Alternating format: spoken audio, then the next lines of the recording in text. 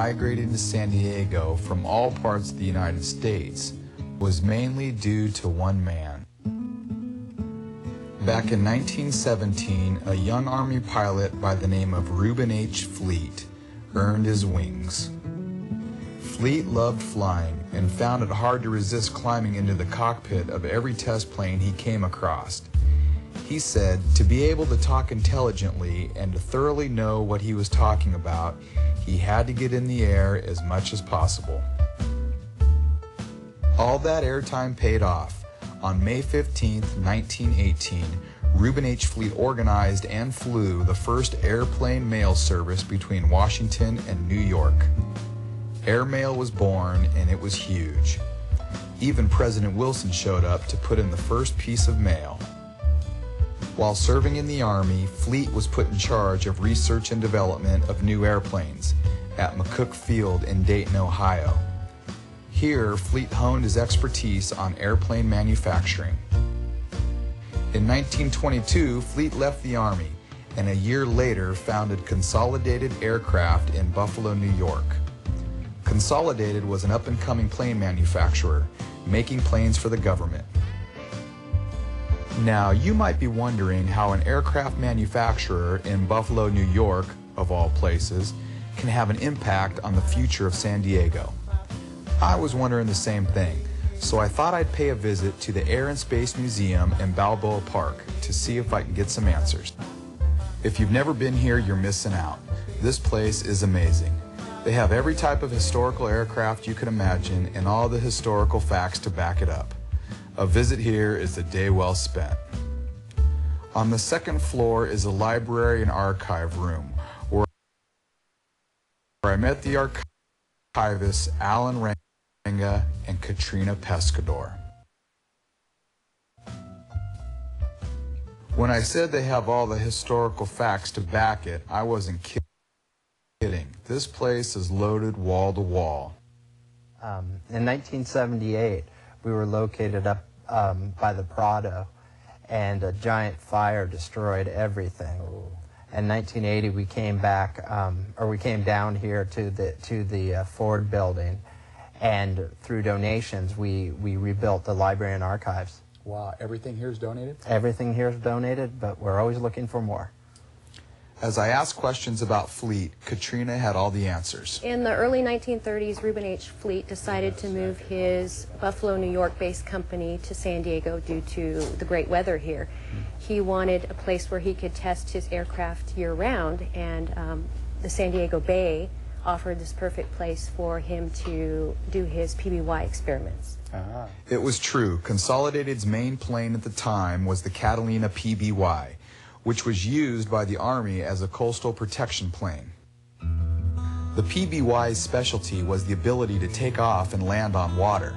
As Katrina said, Fleet quickly realized Buffalo, New York wasn't the best place for his company. So after months of scouring the country, he found out that San Diego was. So he opened up shop right next to Lindbergh Field, which is located on San Diego Bay, the perfect spot.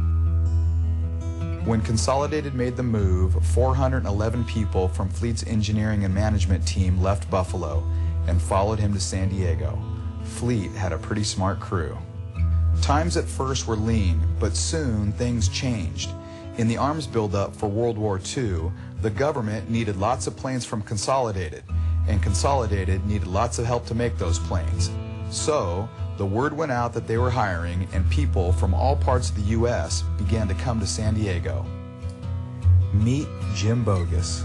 And I came to San Diego after I graduated in high school in West Texas.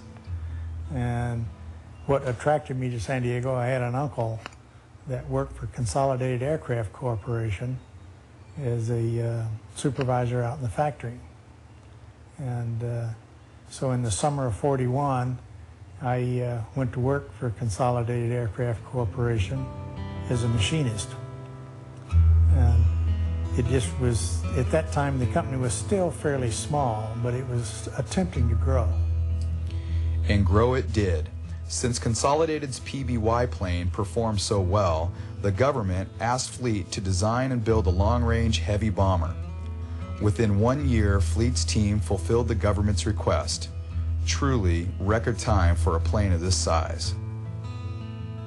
It was called the B-24 bomber, also known as the Liberator. The Liberator was a sleek 4-engine plane which consisted of more than 4,000 parts and 500,000 rivets.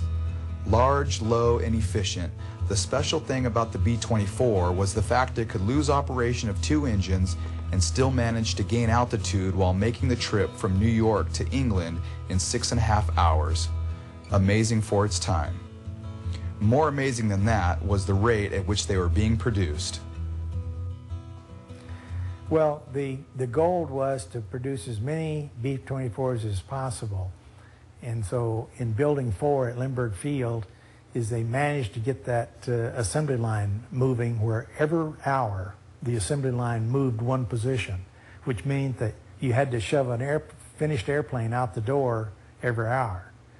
And you don't get 24 airplanes in a day, you know, you get someplace between 18 or 20. But that was the amount that was being produced. And of course, you do an awful lot of finish work out in the yard. Then Consolidated unveiled the mother of them all, the PB-2Y. Now this is an airplane. The hull is 30 feet high, 80 feet long, and the wingspan is 120 feet. Although designed as a long-range bomber, the PB-2Y could easily land and pick up an entire crew of a sinking vessel. As you can imagine, production in the factory was going at full force, and employment was at an all-time high. At its peak, Consolidated was employing 47,000 people, right here in San Diego. On the outside of the building was the company slogan, "Nothing short of right is right." It was not uncommon for factories to work 12-hour shifts. In fact, when I went to work for the company, is that I was working 12-hour shifts from 7 to 7. And then a second shift took over from 7 overnight to the next morning. It happened when I went to work for him, brand new as a machinist. I was assigned to the night shift on the thing. So I would go in at 7 o'clock at night, and I'd leave at 7 o'clock the next morning saying hello to the same guy that had said goodbye to me the night, if not